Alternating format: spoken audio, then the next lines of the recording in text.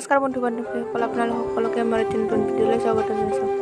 আজি মই গাহৰি মাংস আৰু ঢেকীয়া শাক আৰু আলু ৰেচিপি দেখুৱাম আজি।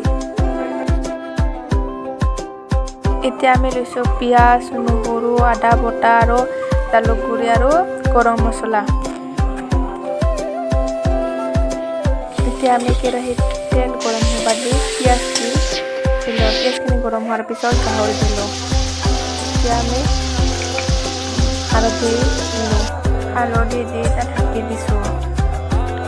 অলপ সময় ঢাকি দিয়াৰ পিছত এতিয়া আমি জালুক দি দিম, জালুক গুড়ি কৰাখিনি দি দিম।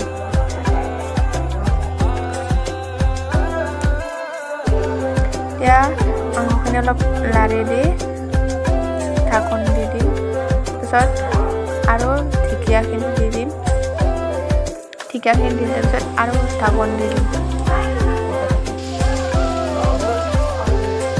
এতিয়া আমি মছলা দিম, জালুক গুড়ি, গৰম মছলা দি দিম। এতিয়া মছলা দিয়াৰ পিছত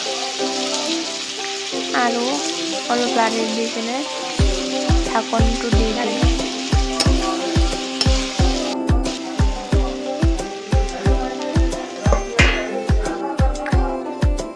আৰু আধা ঘণ্টা পিছত হৈ গ'ল গাহৰি মাংস আৰু ঢেকীয়া আলু ৰেচিপি। কি ধুনীয়া হৈছে। এতিয়া আমি টেষ্ট কৰি